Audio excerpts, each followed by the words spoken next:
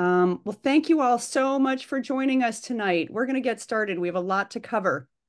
My name is Emily Norton. I'm the Executive Director of the Charles River Watershed Association, and we're co-hosting this event tonight with the Emerald Necklace Conservancy. We're excited to have several dozen people, actually over 60 registered, and for those who can't make it, we are recording. We're going to go through a lot of information, and we are very interested in your feedback and questions. So please put questions into the chat, and we will get to them during section breaks. And in the meanwhile, just because it's fun to see where people are coming from, if you don't mind putting your name and your affiliation, if you have one, or just your town, and that'll be fun for us to see as well. Next slide, please, Carly. We want to start out by humbly recognizing the Massachusetts, the Wampanoag, and the Nipmuc nations as the past, present, and future caretakers of the land and water that we are speaking about today, as it is their traditional territory. Next slide, please. So our agenda for the evening is as it's laid out here. We're going to review the objectives of the project to create a vision plan. We're going to describe the community context or characteristics. We're going to share the data that we have collected about the ecological health of the muddy and some initial ideas about implications about addressing it. We will take your feedback about everything that you've heard, and then we'll talk about what the next steps are in this visioning process. Next slide. So this image is Magazine Beach in Cambridge, circa 2040. AI isn't all bad. Paris is making the Seine swimmable for the 2024 Olympics. The 1972 Clean Water Act promised fishable, swimmable rivers by 1983. The 1995 Clean Charles Initiative promised a swimmable Charles by 2005. And we will not get a swimmable Charles without a cleaner, muddy river. We have not given up on the idea of a swimmable Charles River, and we hope that you have not either, because it is absolutely achievable. We care about the muddy by itself, but we also care because it's a necessary part of having a cleaner, healthier Charles. Okay, so what do we mean by vision plan? We went over a lot of this at the November meeting, and Carly Sherman, our communications associate, is going to put the link to that November meeting in the chat. For those who missed it, I encourage you to watch it because we went over a lot there that we're not going to repeat here. But for a brief recap, our goal is that by the end of this 2-year process, we have a conceptual plan for restoration of the Muddy River. The Muddy is a vital, iconic piece of the Olmsted-designed emerald necklace. And as we went over in November, it has been massively altered from its natural state, first by early colonists, then by Olmsted himself, and then most recently by urbanization. It's been allowed to deteriorate over the years to such an extent that today it is the most polluted tributary that CRWA samples. The vision plan itself takes into account several considerations. Those include water quality, because, as I said, this is the most polluted tributary in the Charles. Climate change, in terms of what we know is coming in the form of increased rainfall, more extreme heat, more frequent drought. It prioritizes nature-based solutions over gray infrastructure solutions. It considers the sub-watershed as a whole, not just one section of the Muddy. And it puts community members, that is you, front and center. And that last piece is really important. CRWA could design all the rain gardens and bioswales we want, but if there is not community support, then there is not funding. Politicians listen to the people, that is you all who are in attendance here. So built into the design of this process is a lot of community engagement. Some group meetings like this, also one-on-one meetings carried out by our professional stakeholder engagement consultants, CBI. And if all goes as we hope it will, at the end, we will have a plan with concrete project ideas that we can go raise money around, and we can tell the politicians, here's what we need, here's what it'll take to accomplish, and here's a long list of groups and individuals who support it. In 2 words, shovel ready. And the last point I want to make before we move on is that this project is distinct and separate from the Muddy River project that many of you are familiar with and which we just celebrated the completion of. That project was more about flood mitigation and dredging to reduce flooding, which we have every reason to believe it will do. But that project did not lead to better water quality. It was not designed to do that. And as you'll see from our presentation tonight, it did not do that. Next slide. So in terms of the timing, and we're going to cover this again at the end, as you can see with a little arrow, we're at the public meeting where we're going to talk about existing conditions. After that, we're going to have more stakeholder outreach, some focus groups, and then we're going to come together as a public group again for a charrette process in the fall. This is not to say there won't be any contact between now and then, and we'll have our contact information at the end. Happy to hear from you. Would love to hear from you with questions, suggestions, etc. And then the plan is to have a final plan about a year from now. The project team consists of Charles River Watershed Association. Here tonight is myself and Max Rome. Unfortunately, Lisa Kumpf was sick and couldn't be here. Our role is chiefly the technical analyses and community engagement. You'll see community engagement on all three of these entities as just to demonstrate how important that element is. The Emerald Necklace Conservancy, the ED Karen Monty Brodeck, and then Jack Schleifer will be doing some of the presenting tonight. Their role, public partnerships, land stewardship, again, community engagement. And then CBI, the stakeholder engagement experts. Tonight we have here Patrick Field and Elizabeth Cooper, and Artie Halbay is also part of the team, specifically around stakeholder engagement and facilitating such as tonight. So many key partners, but the more the merrier. I won't list everyone here, but all of these folks and all of these groups are vital for this work. We would love to add you. We'd love to add your place of worship, universities, hospitals, etc. So would love to talk with you about that. Just very briefly, like to zone out, and then before we bring it real close in, just as a reminder, the Charles River Watershed is 35 cities and towns, 23 of which have the river running directly through it. It starts in Hopkinton, I know you're all saying marathon, but unlike the runners, luckily they don't have to run the entire length of the Charles, 80 miles, and the river runs north, and there's about 1 million people in the watershed. The Muddy River sub-watershed, but we're going to keep using the term watershed not to get too nerdy, is, as you can see, about 2% of the entire watershed. It's about 6 square miles, Brookline, a little bit of Newton and Boston, the neighborhoods of Brighton, Jamaica Plain, Mission Hill, Longwood, and Fenway. And again, we did a lot of this in November, but just a reminder for those who missed that meeting, the Muddy has been altered significantly over the years. It was historically tidal. Then under Olmsted, he reshaped it quite a bit into a river itself. And then in recent decades, the area has been heavily urbanized and paved over. So it's seen significant change.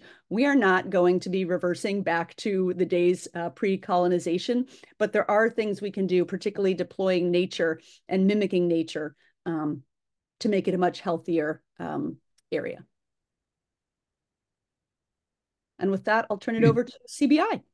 Great. So you all know your community better than we do, so I'll be brief here and we'll invite some comments and questions, and we'll do that all on the way as we go. So basic demographics, which you may know, in the watershed, depends kind of how you figure census tracts on the borders, but we'll go with the general presentation here. It's about 81,000 residents, about 63% are white, about 19% Asian, not quite 9% Hispanic Latino, and about 5.4% Black. Other things that might be of interest, and no surprise, about 13% of the Muddy's watershed is actually college student housing. Not a big surprise given the universities. About 10% of families are low income, not quite 20% are over 65, and about a little bit more than 10 or under 15 or below 18 years of age. So that's kind of the general demographics of the Muddy in terms of the watershed by census tract. We have another map that we'll go next to, and this is a little complicated to follow, but we'll make these slides available afterwards. So if we go to the next slide. And so this map actually is really looking at kind of broader than just the Muddy, but essentially in environmental justice populations by definition. And you can see those on the right side there in a fair amount of detail. But what's kind of interesting, given the definition of environmental justice, really almost all of the watershed falls within it, whether that's because of race and ethnicity, on income, or language, or all three. It's interesting that the whole watershed really involves, to some degree, environmental justice populations. And you'll see some of the different colors have to do with, for instance, English isolation, or income and English isolation, or kind of all kind of characteristics of EJ together. So you can see these small blocks that have particular factors, but overall, it's interesting. There's a diverse and important population to be thinking about across the watershed. Next slide. We had a chance to hear all of you, and many of you who came to the meeting last fall as we kicked things off. Been talking to municipalities. We've been interviewing some of the key folks who've been working on the Muddy for many years. And what's interesting is there are many perspectives on the muddy, and people are often very focused on a part of this and very committed. So there's a lot of folks who are working, as you know, on historic preservation and really Olmsted's vision. And there's a strong group of folks who've thought a lot about and are professional and exceedingly well trained in this matter and care deeply about preserving that vision of Olmsted for the muddy as it was designed as part of the Emerald Necklace.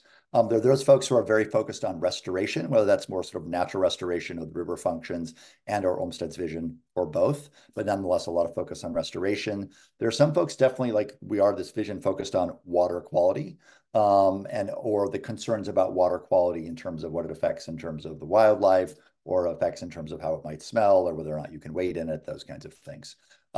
There is some concern, which Max will cover a little bit about water quantity and whether there's sometimes too much or sometimes, in fact, too little. So we'll talk about that. And then there's also folks who obviously care a lot about this beautiful resource in terms of recreation, solace, and retreat. And even though it's, you know, a relatively small kind of creek or river, and a lot of it is actually essentially paved over and covered and culverted or piped, there's still a fair amount of natural habitat and wildlife that Jack here in a little bit will talk about its restoration as well. So a lot of interests, often very focused on a part of the muddy, not necessarily the whole, and not necessarily the watershed as a whole, which is kind of interesting. And part of the purpose of this vision is bring people together to look at it as a whole in all these aspects. Next slide. I think a few things to note. Most stakeholders tend to think of part, but not all, as I noted. And so because the muddy is so covered and paved over really outside of the river itself in terms of all its sort of former tributaries, there's not a lot of constituency for the muddy upstream because you can't see it, you can't touch it, you can't walk it. And that's a challenge for actually thinking about water quality we'll continue to talk about as we try to bring people in and make people aware of what happens in an area they may not even think it's connected to the muddy actually is. There's a lot of complexity about what is causing the poor water quality and the existing conditions today. Max will really cover and talk about what are the primary contributors to poor water quality and something we want to share and make sure the larger community understands over time. And I think what's good is there is a set of constituencies and people who care deeply about the muddy, its restoration, its quality. In our interviews, I think we found some people said, you know, we've been at this a long time and we're a little bit tired, and we would love to have more people engaged in more of thinking about how the muddy can succeed and taking care of political advocacy and in sort of suggesting and advocating for local to state officials to make sure they provide the investments that are needed to preserve and make the muddy a better place. So I think work ahead of us, we think about community engagement in that piece. Next slide.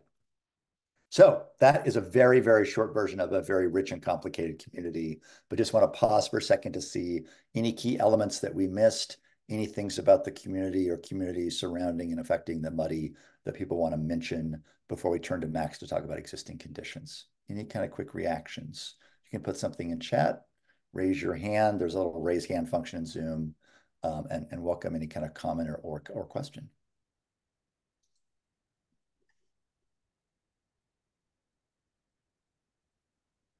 Everybody's just getting warmed up tonight. Yeah, Tony, go for it. I just wanted to say that one thing we haven't heard about explicitly is about some of the ponds upstream, Leverett Pond, Ward Pond, Willow Pond, and Jamaica Pond happen to be the areas that I know best. And they have numerous problems and beauties.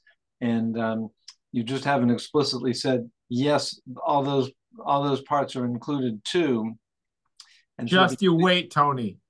Good. I'm looking forward to that. Right. And that was Max, who will talk about existing conditions, including, I think, really the muddy, including the ponds, Tony, as you just said. Excellent point. Other reflections and other things we missed, other things that you're thinking about that you would add to this? That's Susan up there. Susan, go for it. Sorry, I didn't see your hand. Go for it. Hi there. Yeah, my hands kind of blended into my background. My name is Susan Park from Brookline, and I was just curious, do we get any state funding, or have we gotten any state funding to help with the preservation of the muddy? I don't know, either Emily or Jack want to talk at all about that briefly, at least.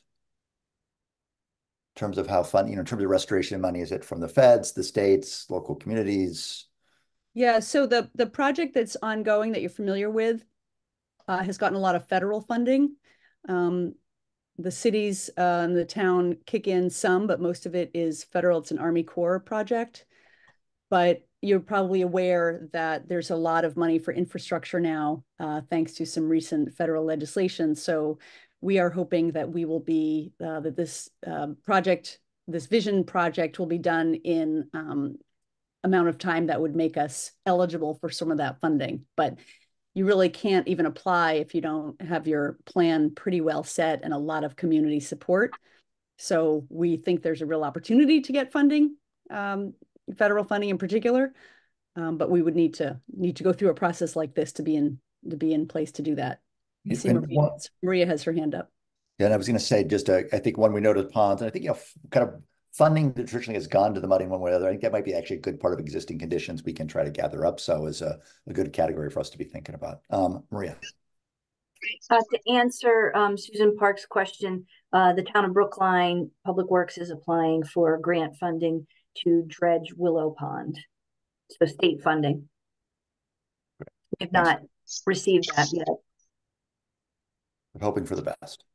Yes. This is Karen Monty Brodek from the Emerald Necklace Conservancy. Sorry, I was just going to mention that I do want to, acknowledge that DCR has been one of the local partners that the state has financially contributed to the Muddy River Restoration Project. So the bulk of the funding came from the feds, but all of the public agencies, City of Boston, Town of Brookline, and DCR all contributed to that project, to pay for that project. Great. Thanks a lot, Karen. Appreciate it. Great. All right. Well, thank you very much. Good. Parker, did you have a comment? Nope. I just put my comment in the chat. I'm good. Okay. Thank you. Right. No, thanks a lot. Appreciate it. All right. Thank you. Really good points. We'll think about those as we kind of build up existing conditions. And with that, I'm going to turn it over to Max, which is going to dive into the watershed conditions. And again, we're going to cover a lot of slides. There's a fair amount of good detail. We want to kind of go that at a good pace. And about every so often, we're going to stop, and we're going to have kind of a question slide and stop and have people ask questions or make comments. But let Max kind of go, because he's got a bit of a story to tell as we go. And we'll make sure that we keep on time to make sure there's plenty of time for discussion. So Max, over to you. Great.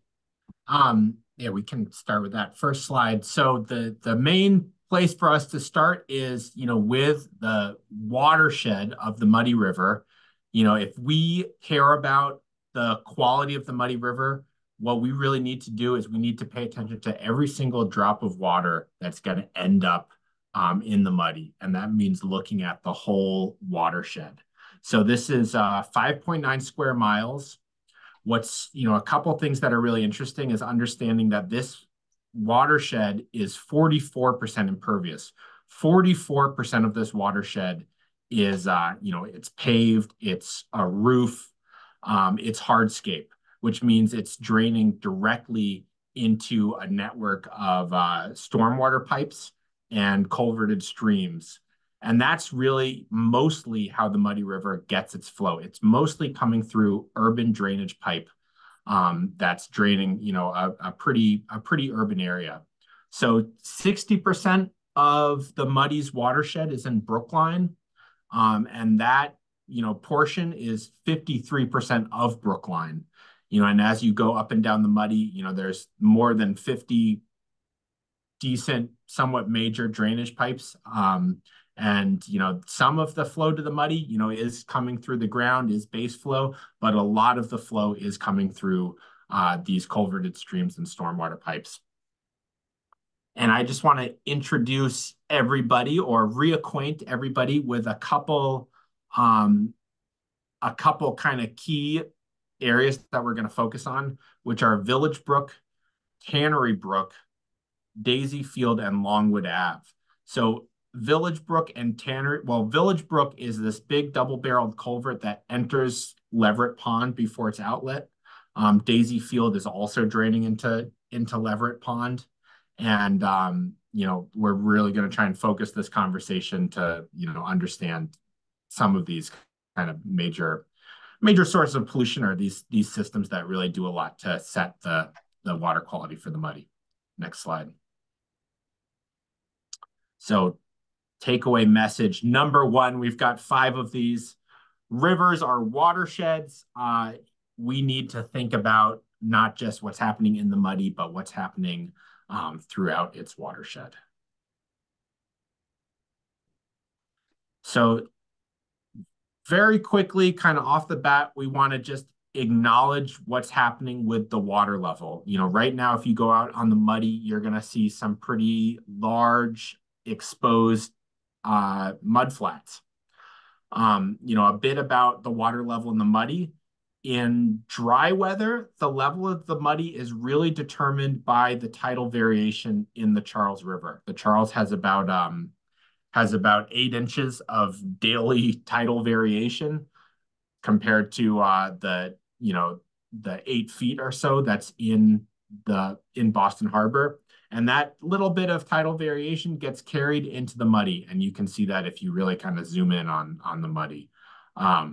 But in wet weather, the Muddy is really, that level is really set by precipitation. So if you kind of look at a whole year, you know, you'll see when conditions are pretty dry, the Muddy's going up and down with the Charles. But in the spring, especially, and throughout the winter, the Muddy's quite a bit higher. So we're kind of going to put this aside for now, because what we're really focused on is understanding the pollutants that are entering the river. And the water level is not, it's not an issue of water quantity. So we're going to be really focused, you know, it's an issue of kind of restrictions to flow that's setting the water level, but we're going to be much more focused on water quantity and then understanding the concentration of contaminants that are entering the river. Next slide. So a bit about water quantity. The first thing that I just want to say off the bat is that a lot of folks have looked at this. U.S. Army Corps of Engineers, United States Geological Survey, Boston Water and Sewer Commission, all have done, you know, high quality studies estimating the flow of the Muddy River, and they've all kind of come up with slightly different numbers. So what we've got here is a bit of a kind of order of magnitude estimate, but what you can see is that about 60% of the flow is coming from Village Brook and Tannery Brook. These are two really major contributors of flow. So what the water looks like that's coming out of Village Brook, what the water looks like that's coming out of Tannery Brook, that's going to do a lot to determine the water quality in the river. You know, I think another thing that's important to understand is that Jamaica Pond, you know, even though it's a very large pond, it's a kettle pond, and it retains its water kind of for a long time, and the flow out of Jamaica Pond is relatively small compared to the rest of the flow in the watershed. Next slide. So water quantity, it's difficult to measure, believe it or not, but it's critical for us to understand where pollution comes from and how much pollution there is. And one thing I'll just say right off the bat is Brookline and Maria Rose are involved with a really important new flow modeling study that's going to really help us understand this picture of flows and inputs. Next slide. Okay, so, you know, what's the context? What does this all mean? What does it mean to be an urban stream? The metaphor that I really try and use is, you know, if you can imagine a water body that you love, maybe it's the Muddy, maybe it's some other water body. Think about the shoreline. The shoreline is really, really important in determining the quality of the river, the quality of the pond. You know, that's what's immediately touching the water body. But as we create a urban hydrology, what we've done is we've kind of made that pond, we've made the river all of a sudden adjacent to everything that's in the whole sub-watershed because it's connected through pipes. So whether it's a leaf that falls on the ground, whether it's some dog poop that's on the sidewalk, all of a sudden that's as close to the water body as if it was right there on the shoreline because of this urban hydrology. And, you know, that leads to all sorts of problems. And collectively, this is called urban stream syndrome.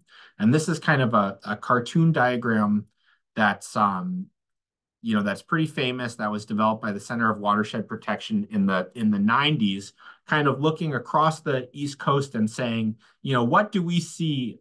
What trends in stream health do we see as we increase impervious cover? And at even 10% impervious cover, we start to, you're going to see impacts on sensitive species, on benthic macroinvertebrates, on the little bugs that live at the bottom of streams. As you get up towards 25%, you're going to see, really degraded water quality, and the way that the water's flowing into this river is going to change and start to have some major impacts. And then as we get up above 25%, we're in a really in a state that's more compromised, more challenging. And that's where we are. We're right at 42%, 44% in the Muddy River watershed. And the point here is that we really have our work cut out for us. This generation, all of us here, we are the first to really try and fight against this curve and to try and achieve a swimmable, fishable, and ecologically healthy urban water body. That's not something that our society actually knows how to do yet. So that's what we're trying to figure out. On the right is just kind of a laundry list of all of the different symptoms of the urban stream syndrome. But the one we're going to be talking about today is bacterial contamination. That's one of the most kind of egregious forms of pollution in the Muddy River. It's a little bit unique, as we'll see in the next couple slides, and that's what we're really focused on when we're talking about water quality right now. Next slide. So how does bacterial contamination get into the Muddy River? We've talked a bit about how water gets into the Muddy River. Water is coming through pipes. These are all examples of different pipes that are introducing flow to the Muddy. And there's a couple, for the most part, these are stormwater pipes. So I'm going to give you a bit of a glossary of some kind of key terms. We don't have to connect with every single one of these words right now, but the important idea is that in the muddy watershed, we have storm sewers, but sometimes contaminated water gets into those storm sewers. First of all, the water that's running off of city streets is itself carrying pollutants. Just clean rainwater, when it washes off the roadway, when it washes off the sidewalk, it is going to be carrying bacterial pollution. It's going to be carrying excess nutrients. Just as I was walking today, I saw someone hosing out a dumpster into the storm drain. That's just the kind of thing that happens in a city. But in addition to that kind of garden variety stormwater pollution, we have another, particular challenge, which is called illicit discharges. And illicit discharges are places where the sanitary sewer, where sewage is making its way into our storm sewer system. So this could be a house that is mistakenly connected to the storm sewer. Their toilet, their sanitary drain is connected to the storm sewer instead of the sanitary sewer. That's called an illicit connection. It can also be the case that, we've got some really old infrastructure in this wonderful old city that we all live in, and the sanitary sewer can leak. And then some of those leaks can simply be entering the storm sewer, which is, not always watertight. Some of these are really beautiful old vaulted brick structures from the late 1800s. And then, finally, another type of pollution, this is wet weather pollution, is combined sewer overflow. And in the Muddy River, the Stony Brook is a combined sewer system, and the Stony Brook can overflow into the Muddy River during very wet weather conditions. It's been happening less and less frequently, and Boston Water and Sewer Commission has been working with the MWRA to try and minimize the amount that that combined sewer overflows into the Muddy. But just I know that's kind of a lot of different terms, but the point is there are many different ways that bacterial contamination can get into the Muddy, and it enters mainly through these storm sewers and pipes. Next slide. So takeaway message number 3. And Pat, feel free to jump in if you think it's appropriate to pause for comments at any of these junctures, but I'll just say the takeaway, which is, dealing with the water quality challenges that we have means we need to address urban drainage. These water quality issues are symptoms of our urban drainage, and it's a challenge. I'll keep going here. And Max, we have a little bit. We have like a specific slide for questions. I'll stop you and we'll take that. So keep going, then we can come back to the slides that people need to. So okay, great. So now we're kind of going to get into some numbers. How polluted is the Muddy River? That's kind of the question that we're starting to answer here. And the answer, we have in our state and in our country, we have water quality standards.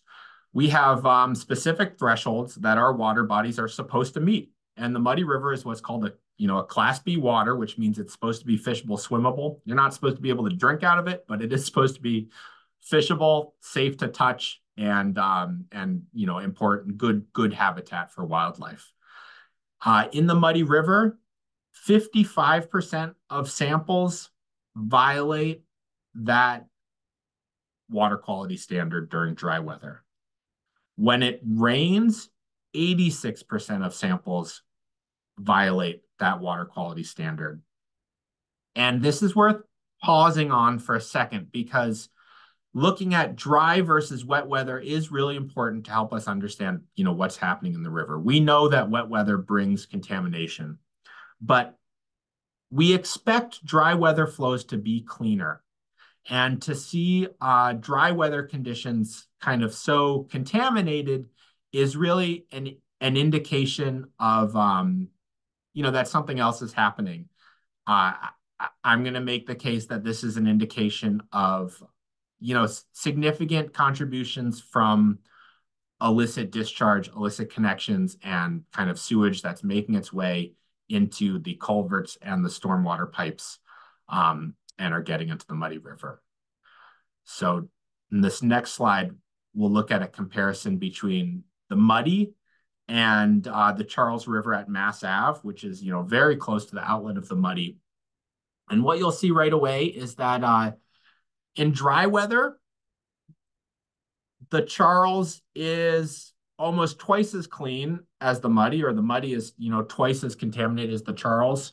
And, essentially the same is true in wet conditions. So, when it's dry out, 80% of the time, the Charles at this location is meeting the water quality standards.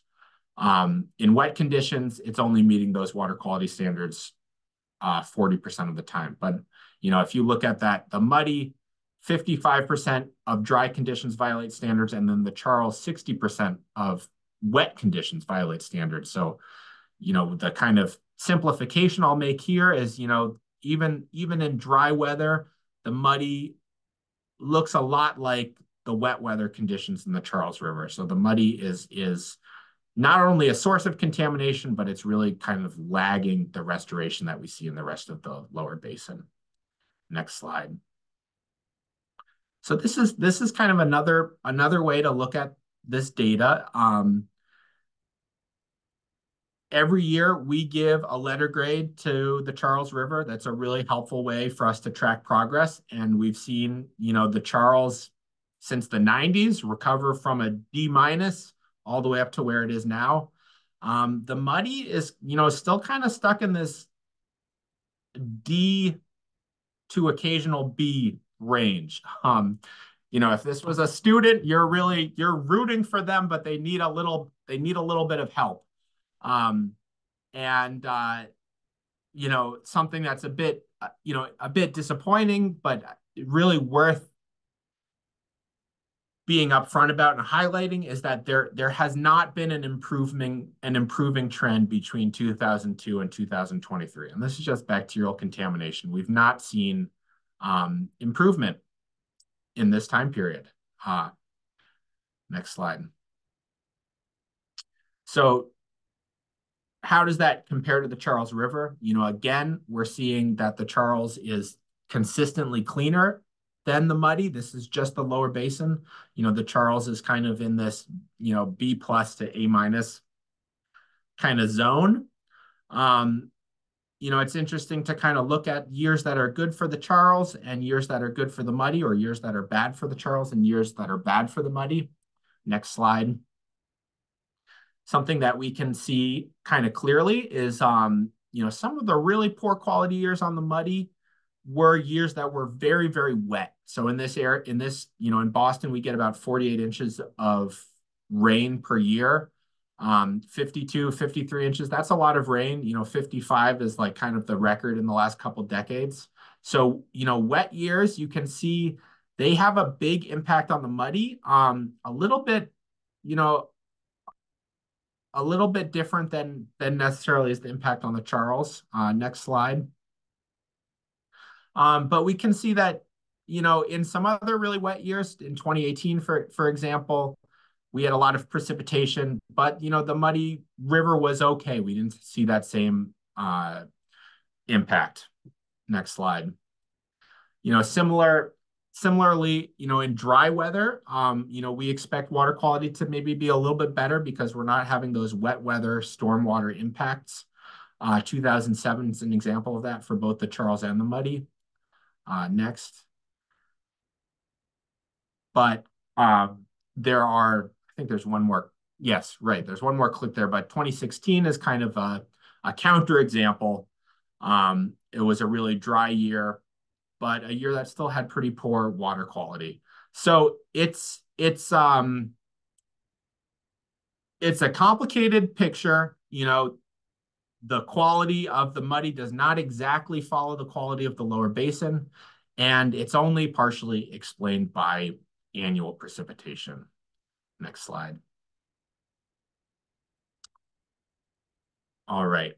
So this is, if everybody's kind of, with me here, what we're trying to communicate is that, bacterial contamination is the most pressing type of pollution in the Muddy. It's kind of the thing that's really staring us in the face.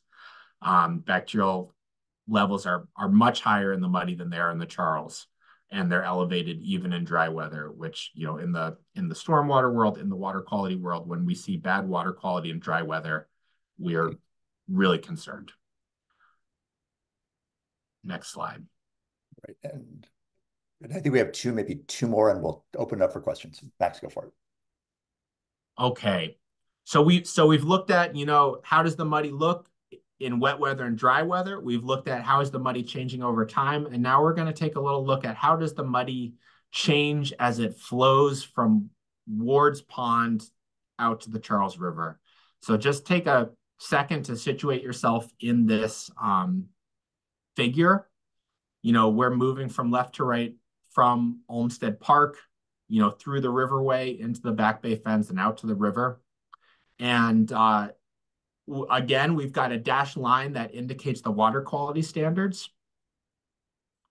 And on the y-axis, you can kind of just think of this as how contaminated is the river.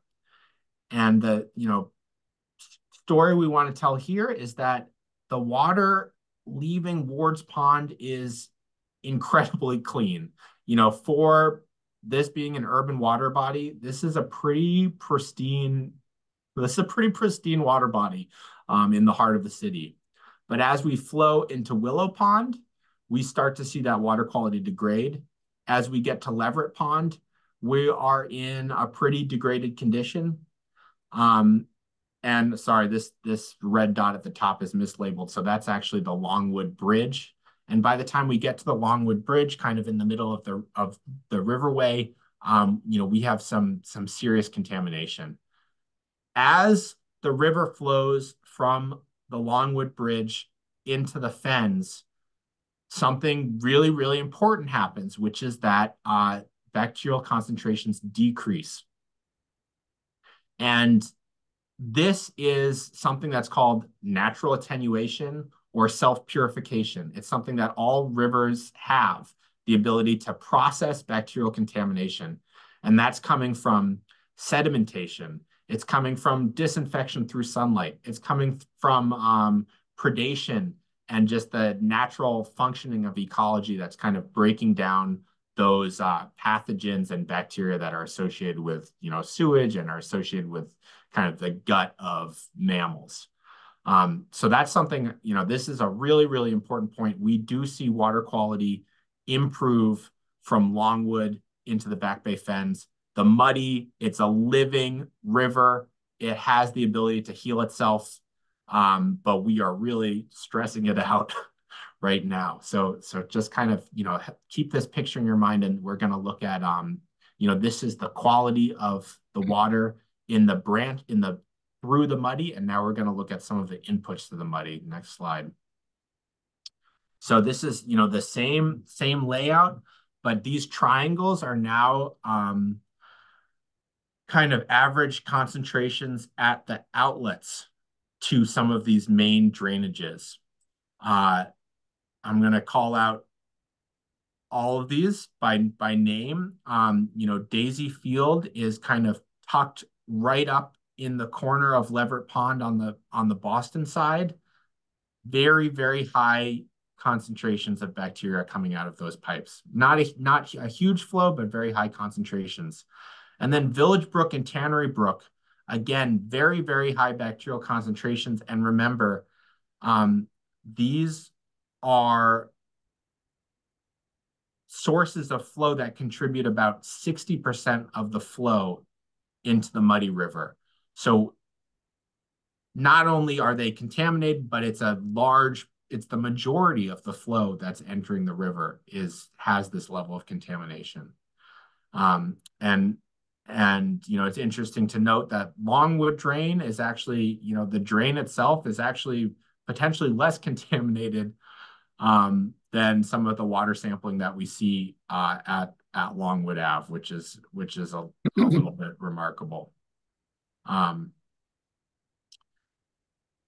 Okay, so just the point here is that looking at water quality from these sources really does a lot to explain the water quality that we see in the river. Next slide. All right. All right, I'll just say this again. For those of us, all of us in this virtual room who so care about the Muddy River, to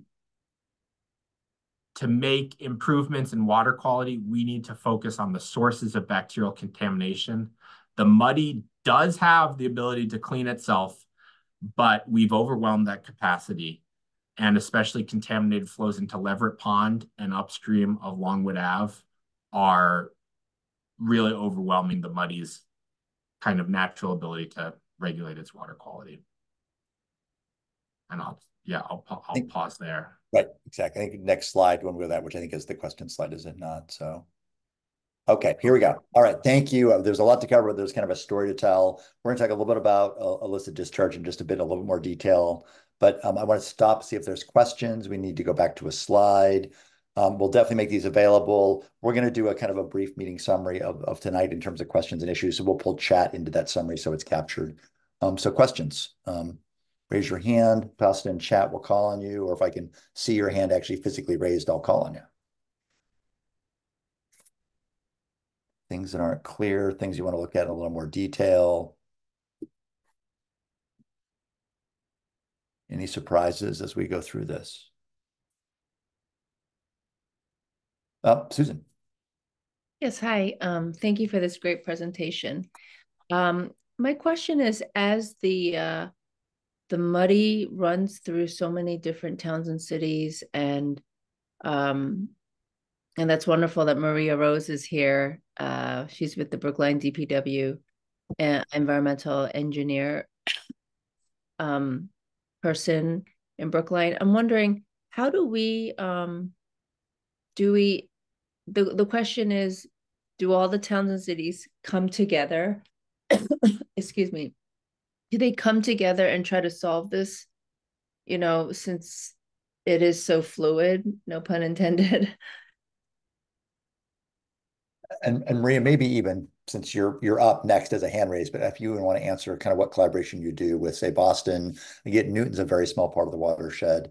And Max certainly, Emily could talk more about that too. But Maria, I'm going to turn it over to you if you want to even respond to Susan's good question. And also you have maybe another player question you want to raise too. So Sure. To answer Susan's question, both, well, Boston's actually a phase one community under an EPA federal permit for stormwater discharges. So they're ahead of like our progress and all phase two communities, and that has to do with the size of a city. But basically, we're all beholden to a municipal separate storm sewer system. Actually, Boston's combined, so theirs is a different type of permit. But we're all required to remove illicit discharges when we find them, improve our numbers, and when we find them, try to remove them within 60 days, which is challenging to do depending on what it is. So we all work independently under permits with EPA. And that's partly because Massachusetts decided that they would just let the federal government, the EPA, handle this permitting. So other states, we're one of only 3 states in the country that don't have that regulations promulgated at the state level. So we deal with EPA, which works pretty well for all of us. And they're pretty strict. We also, though, when we have borders so close, so some of Brookline's storm drains drain into Boston. Boston's, in some cases, drain into ours. And so we share our data at what we call these intermunicipal connection points and work together when, say, Amy Schofield's actually on this call too. So she's my counterpart in Boston, and we correspond quite regularly to try to find these problems. So we might say, oh, we have a problem right here. It's right over the city line. And we think it's coming from Boston, or vice versa. So we do coordinate quite regularly on these issues. And then the other thing that I wanted to mention was that we have more work to do in the Village Brook, but I recently did find our DPW and myself, we found a whole condominium complex that is discharging into the Tannery Brook outfall. But I mean discharging, I mean their sewer from condominium complexes all going into our storm drain, and they are about to remove that. So it was a long process because the fix was behind walls. Sometimes these fixes can be made in the street, and those are easier to redo the piping on. But when they're behind people's walls and they only have one bathroom, say, that's functioning, and you have to bust open an entire wall, it can take a bit more time to redo all the internal plumbing. And that's what's happening right now for one of the properties we found. So in any event, we've removed 56 illicit connections over the years. So I think that's pretty good. But we will, I promise you, while I have my job with the town of Brookline, we will continue to remove everything that we can find. We will search high and low, like I said in the chat, until we can find all of them. And it's an iterative process, unfortunately, because even when you think you found them all, people do new building, and sometimes things still get sometimes there's still things that get caught even after you've gone through your entire system once, twice, thrice. Maria, thank you so much. A few things in chat I just want to see if we can cover. One is, how does the Muddy compare to similarly urbanized rivers in other cities? So Max, give me that early chart you showed. Where's the Muddy compare? Not necessarily to the Charles, which I think you raised a good point on, but other kind of similar kind of water features elsewhere in urban areas. That's a hard one, but I want, it's kind of in the mix. It's in the mix, but I will say, even compared to some other urban tributaries in our area, the Muddy is pretty polluted. So like Cheesecake Brook is another brook that we do a lot of work on in Newton. Someone was there running an incredible IDDE program over the years, and Cheesecake Brook is actually, pretty, looks really good in terms of bacterial contamination. It is less impervious, it's less urbanized, but it's also an urbanized brook. So, Muddy's in the mix, but it has some unique problems. Great. And then the other question, and then I'll go to Caroline, is are there other bacteria other than E. coli that are of concern? So E. coli are what we call an indicator organism. We don't really care about E. coli, but they are really easy to measure, and they, in general, give us a good picture of how much sewage is entering a system and how much kind of human pathogens are likely to be in a system. So that's why we focus on E. coli, and Amy Schofield, BWSC, shared, an amazing report that Boston Water and Sewer Commission did, kind of looking at, what we catch and what we miss when we focus on E. coli. But the bottom line is, for decently polluted water bodies, it's a good indicator. I'll just say cyanobacteria is something that we care a lot about in the Charles River. It's not something we're focusing on in the Muddy because the flows are much higher and the Muddy kind of gets flushed out. Potentially in Jamaica Pond, it's becoming a much larger issue, but that's not what we're focused on right now. Let me go to Caroline as a question, then I think we'll just keep going the presentation to make sure we keep people on time. But Caroline, over to you. Oh, I'm sorry. I didn't realize we're in the middle of the presentation. I'm honoring Margaret Picorni tonight at the UMass Club, so I've missed some of the evening. But I just wanted to mention that the Muddy Water Initiative is hiring a hydrogeologist to do a hydrology study of the Muddy River up around the Landmark Center to look at the herring run feasibility, to see how the current state of the river is going to impact our herring run situation. And I'm just wondering if there's anybody here tonight. And again, I'm so sorry, I didn't realize you weren't done with the whole presentation. If there's anybody here tonight who's speaking to the herring run and the sticklebacks and the importance of that population in the Muddy and the health of the Muddy relative to that herring run situation. Thanks again. My apologies. Thanks, Caroline. Max, you want to speak to that? Then we'll go on to the next piece, but good question. Yeah, thanks. We're kind of not really focusing on that, but definitely bacterial contamination is an issue that's affecting the health of fish. Bacterial contamination tracks decently closely with the dissolved oxygen concentration. So an analysis, if we're really looking at fish, that's probably what we would be more focused on, but these things do go together a little bit. Great. Thanks, Caroline, for bringing that up. It's terrific. Okay, Max, let's keep going to our next piece. And we're going to turn to Jack in a second. So over to you. Okay, great. Next slide. Okay, illicit discharges. So, so this is thank you, Amy. This is thank you, Maria. This is all of their incredibly hard work that we're kind of trying to put on a slide.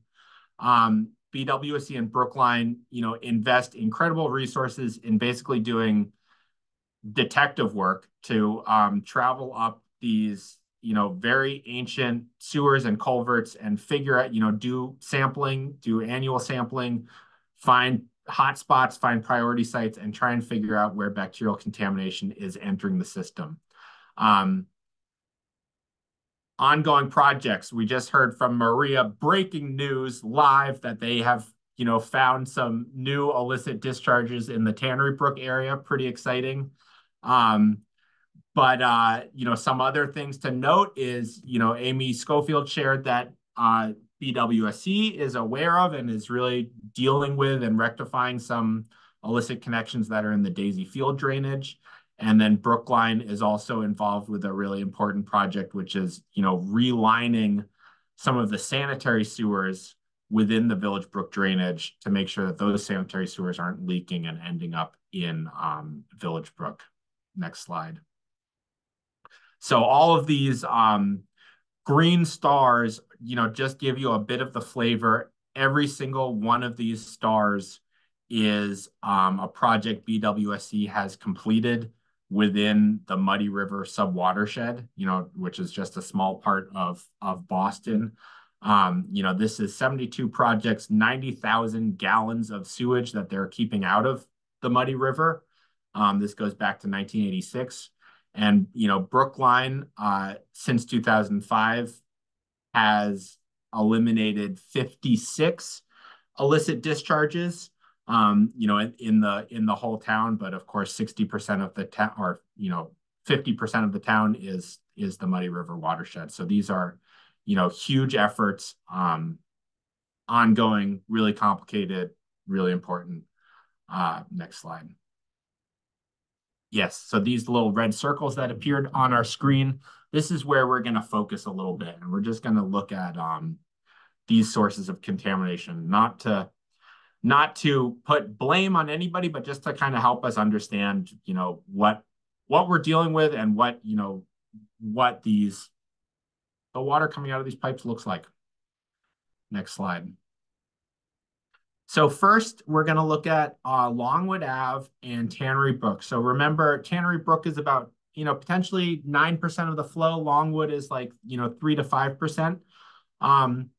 But in Longwood Ave, this is all the sampling data that we have in the last 5 years, so 2018 to 2023, and it just gives you a little bit of a sense of what we're looking at. Bacterial concentrations in dry weather, the STAR is the one kind of wet weather sampling event that Brookline did in 2020.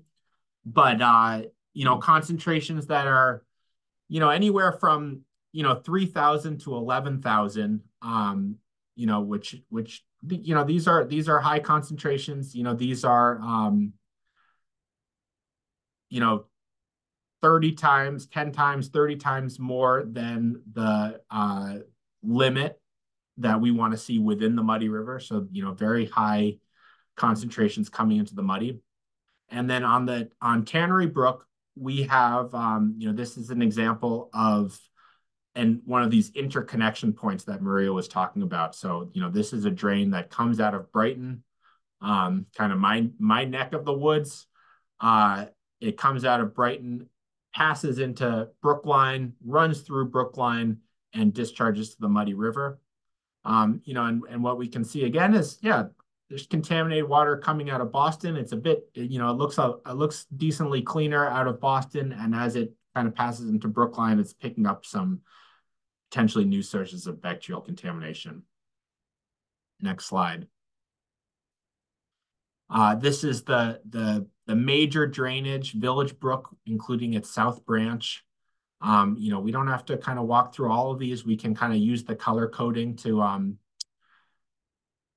understand what's happening at a glance. But Village Brook is quite contaminated. There are sections of the brook, there are interconnections where we see decently clean water. We're never going to expect stormwater to look like we're never going to expect the water that's in a pipe to look like what pristine water flowing through a river. So it's really once we kind of get up above that 5,000 kind of mark that we're being a little bit more concerned. That 1,000 to 10,000 is what we're calling kind of moderate contamination. And of course, above 10,000 is what we're flagging with red. And, Daisy Field has been a real consistent hotspot for some high bacterial concentrations. Boston Water and Sewer Commission right now has a really important project that they're trying to advance to install some, subsurface infiltration and stormwater treatment before that water enters Leverett Pond. So the takeaway message here, more needs to be done to fully eliminate illicit connections. Illicit connections and illicit discharges, I really do believe that they are the primary source of bacterial contamination, especially evident at major outfalls to the Muddy. Municipalities have made substantial efforts. There's more to do. And I'll just say, illicit discharges are us. It's not a city problem. It's us, the users of the city, that are, connected to these sewers and contributing this pollution. So thank you, everybody, for kind of bearing with me through this long water quality conversation. These slides will be available to look over, and there's going to be kind of a report that accompanies this. But I just, thanks a lot. And I hope that this kind of helps clarify for some folks, what we're talking about when we talk about water quality. Great. So Max, let me see if there's a few more questions for you, and then I want to turn over to Jack to talk a little about banks and vegetation and the like in terms of existing conditions. So any other questions for Max at this point, as we kind of understand what's going on? I have a question. Karen, go for it. Hi, thanks, Max. I've seen some of that, but it's really great to see all that data. Um, so when you look at the length of the Muddy River, and then particularly the last section at Charles Gate, actually, I think Caroline and I were out there one day at like 5 a.m. with one of your intrepid volunteers, doing the sampling one morning. Actually, Jackie, you might have been there with us too. It was like extremely cold, very dark one morning. And I think that one of the data points is at Commonwealth Avenue, at the Muddy. And I joke, but I'm just wondering, like, then the Muddy enters the Charles in an area where it is culverted, and I think probably, to use a technical term, fairly stopped up.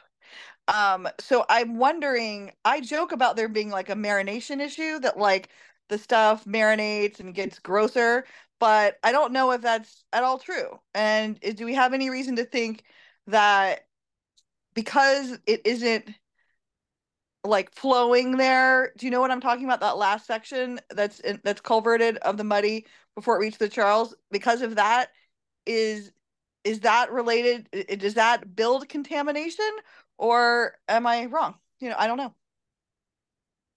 Does that make sense? Sorry. Yeah, it does. Yeah, I know that spot very well. Especially as you get to the mouth of that culvert, it is just sometimes filled with trash, despite the incredible work of the water goat keeping that trash upstream.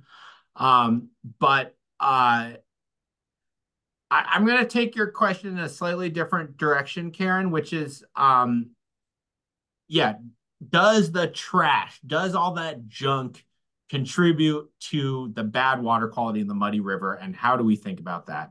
And the answer is definitely yes. Having more trash get into the river is bad. The longer that trash sits into the river, it's bad.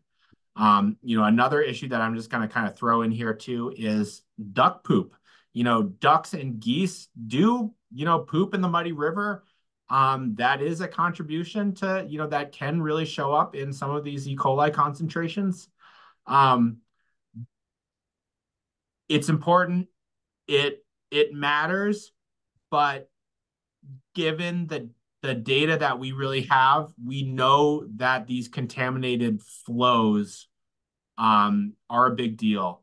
And that's kind of, I think that it makes sense to kind of keep our focus on that as we're trying to understand the water quality in the Muddy. Of course, we should be focused on keeping trash out as well.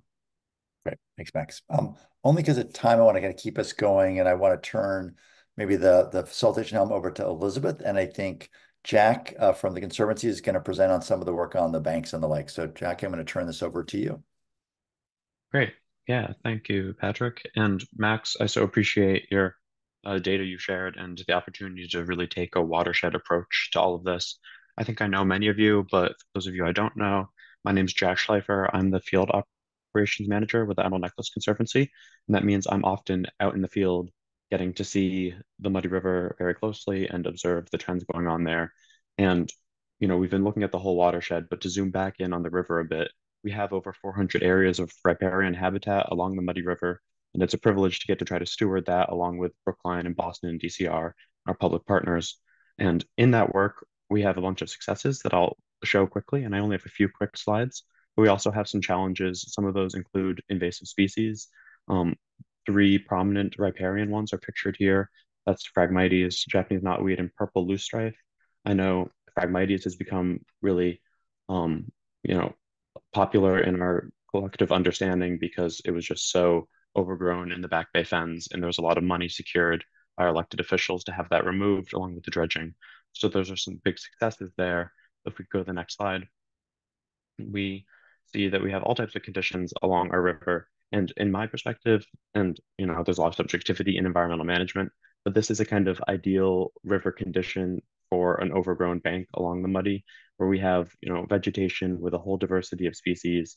We have plants of different sizes and age classes, a lot of wildlife supported by that. In this picture, there are some little purple flowers, which, although pretty, are a bit of a problem because that's the purple loosestrife, which has a propensity to overcrowd its neighbors. It doesn't always play nice with others. But we have spots like this along the river that are really, beautiful wildlife havens that are doing what we hope. If you go to the next slide, we also have some slightly more challenged areas where we can see, the water isn't quite reaching the ordinary high water mark. We might have undercut banks and low water levels.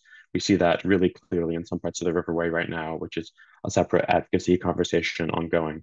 We also have fences accumulating sediment and debris in, areas where it's challenging to establish turf and to have our riverbanks look like what they could in our idyllic situation. But again, we have our agency stewarding this. We have people like Matt Eddy who are out, working to understand and manage and bring people into these spaces. So it's incredibly important. And if we go to the next slide.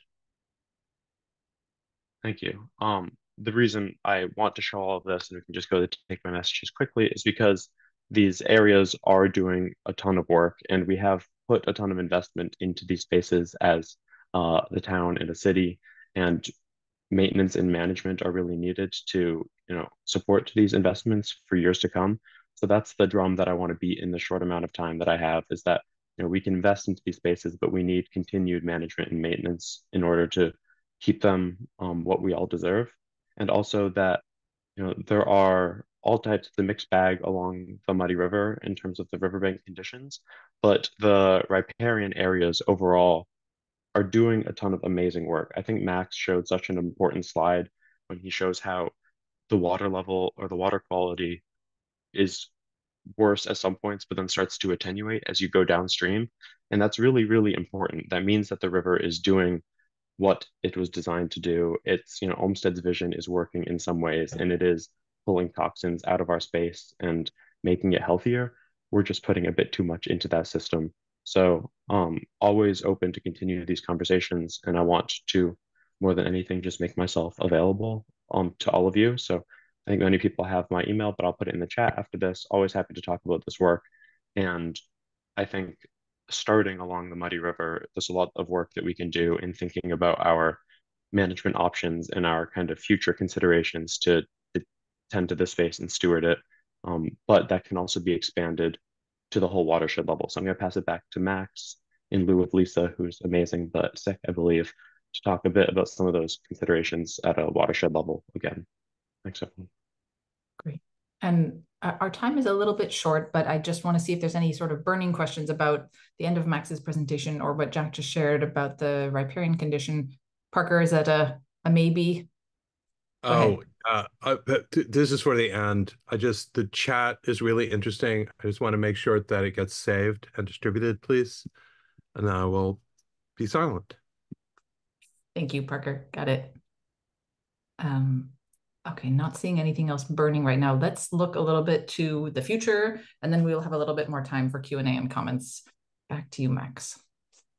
Okay, on behalf of Lisa, I will do the next couple of slides. I'll go a little bit quickly. I'll just say, first of all, that this next chunk is where we're headed, both because we're moving into the future, but also because this project is going to be starting to focus on looking at what can be done. Next slide. So, climate impacts, it's getting hotter, it's getting drier, and it's getting wetter. More of our precipitation is coming in fewer storms. All of that is going to have negative impacts on the Muddy. It's going to exacerbate the drought condition, and it's going to exacerbate the flood condition. High temperatures are, bad for aquatic life. And tough for humans. Next slide. There's some really big projects that are coming up. We've mentioned the dredging of Willow Pond. There's a really important green infrastructure project that BWOC is advancing in Daisy Field. DCR is kind of at, midway through major outfall rehabilitation, fixing kind of broken pipes, addressing places where outfalls are causing erosion. This is a slide that shows the Charles Gate revitalization, which is related to a realignment of Sturrow Drive above Charles Gate. So this in particular is going to be, a huge project that's really going to change the way people experience the Muddy River. Next slide. So how do we make progress? How do we kind of get to our goal, a fishable, swimmable, a healthy river? Good for herring, good for stickleback, good for people. We've mentioned, Maria already, mentioned one of these really important frameworks, which is the municipal MS4 permit, which requires towns to try and keep their stormwater out of the stormwater pipes, try and get into the ground, try and get it treated before it enters the muddy. That includes illicit discharge detection and elimination. That work is ongoing. I think we have every reason to believe that there's going to be some, progress, going to continue to be progress from that. Next slide. And this is kind of a major piece of the toolbox is green infrastructure is kind of distributed techniques to catch rain and keep it out of our stormwater pipes, keep that contaminated flow out of the river. This is just a matrix that kind of, expresses that there's a lot of different techniques and they have a lot of different co-benefits. These systems can be large, or they can be small and spread out through a neighborhood. Next slide. Another example, and this is, these next two slides are kind of ideas that are not exactly on the table right now, but I think really bear thinking about is, what can we do to enhance the Muddy River's ability to clean itself? The Alewife constructed wetland is a wonderful example in Cambridge. We'll be doing a tour out there this summer that I'm really looking forward to. This is a 3.5 acre beautiful wetland that provides amazing habitat, but is also doing a ton of stormwater treatment. It's treating stormwater flows from 400 acres, which is equivalent to kind of one of the medium, smaller drainages within the Muddy River. It's something that we can think about. It's designed to equalize the flow from up to a 10-year storm, which is really, really important, something that's really, really missing from the Muddy River. Right now, even a small storm really jacks up the water level in the Muddy, causes a lot of erosion. So, constructed wetlands, thinking about locating them within the river or kind of to address some of the flows into the river. Next slide. And this is a bit of a kind of harder engineering approach. This is a new stormwater treatment facility that's being constructed in LA County. This system is designed to treat 2 to 4 million gallons of flow per day from an area that's larger than the total Muddy subwatershed. This system consists of advanced physical treatment. So through like ceramic bead filtration, then it's pumped out to a constructed wetland similar to what's at Alewife. And then, because this is California, this water is actually reused for irrigation. So, this is, I think, something that's, really worth thinking about for us as a community, especially as we look at a source of contamination and a source of water like Village Brook. What makes sense in terms of doing distributed treatment and cleaning up the water before it enters Village Brook, and what makes sense in terms of saying, we've got a very large flow of water that is pretty contaminated. Can we capture that? Can we do something to improve the water quality and, beautify the kind of the habitat and the built environment along the Emerald Necklace? Next slide. I think we can look to a number of cities for precedent on what can be accomplished with green stormwater infrastructure. Cities like, Philadelphia, Milwaukee have goals that include, catching the first inch or the first half inch of stormwater that falls on the ground and capturing it with green infrastructure and infiltrating it into the ground. If we were able to do that within the muddy subwatershed, we would see incredible improvements in water quality, and we would see a lot of equalization of the flow. We'd see much less flashy flows within the muddy. We just see steadier flows and healthier water. Next slide. So that's a little taste of what's to come. That's where this conversation is headed. So thank you again so much. And those examples are kind of to whet your appetite and entice you to be involved and help, entice you to want to brainstorm with us other creative solutions.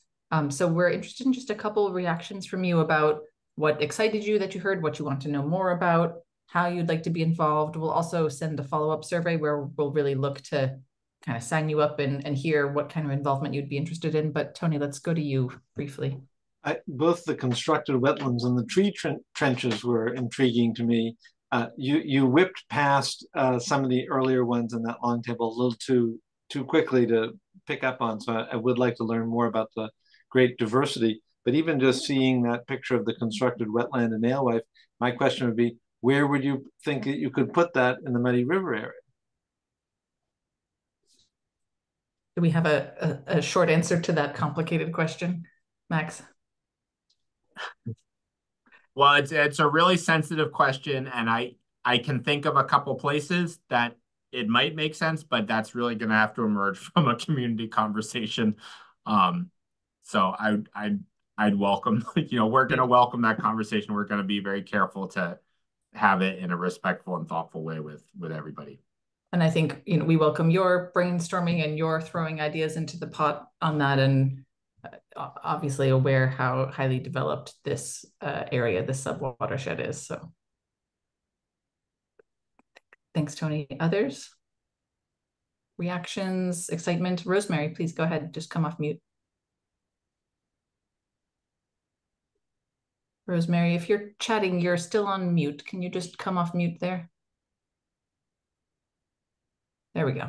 I'm very excited about the possibility of getting some neighbors involved in maybe changing a blacktop that my back windows look out on. It traps heat. It ain't pretty, but there are probably about 20 different owners. I don't know that people have ever gotten together, but they might get together for a summer barbecue. And I just want to see if there would be an interest in getting a more permeable surface on what now is like contributing to storm flow, I'm sure. And this is off of Grosvenor Road in Jamaica Plain. Okay, I like it. I like the idea and the site-specific idea about it. But right, depaving can have lots of community benefits and also allow that infiltration that Max was talking about so that it's not just rolling down the road. Yep, got to talk to some neighbors. Yeah, good. Please do. Please invite them. Maybe time for one more comment and then we'll just move to next steps.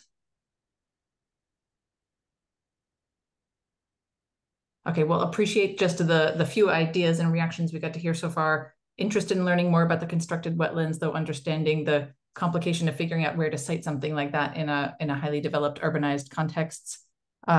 Opportunity to involve neighbors, get people excited about how changing just what's in your backyard could make it more enjoyable to hang out there and also allow reduce the impervious surfaces. So following this, we will share a survey with you just to get some more reactions from you and also ask this question explicitly about how you want to be involved. If we could go to the next slide, I'll just say a little bit about where we're going from here. So you'll see this is what Emily kind of did an overview of at the beginning of the meeting. We're at this existing conditions phase where we've been looking to just paint an accurate picture of as Max shared, where our challenges lie, where the opportunities are, doing a little bit of future looking, considering climate impacts as we go forward. Over the spring, we'll look to expand stakeholder outreach. So having, this kind of public forum is one way, but we also want to have some direct connections with community-based organizations in the watershed, involve some of the sort of less likely players. I'm mindful of the feedback that we heard from some of you that hey, we need a bigger tent here. So we want to do some of that expansive outreach. Then over the summer, starting to really generate a range of particular options and getting feedback on them, just like the ones that Max began to share tonight, and kind of iteratively getting feedback, building up a range of options, hearing from you what sort of principles and criteria are most important to you as we weigh them, and moving towards a structured charrette in the fall where we can look to prioritize those options and start to assemble a complete coherent plan of many different parts.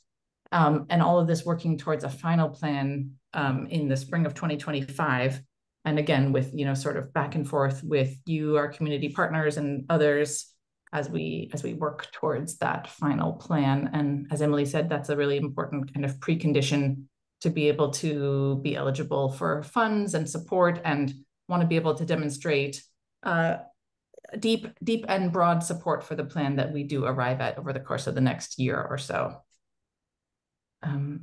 So let me just check in with our project team to see if there's anything else we should cover as far as next steps go. As Pat noted, we will make these slides available, the meeting recording, and we'll also prepare a summary that will capture all of the verbal and written comments you shared with us. So a sort of synthesis there. Team, anything else we should go over? I think that captures it.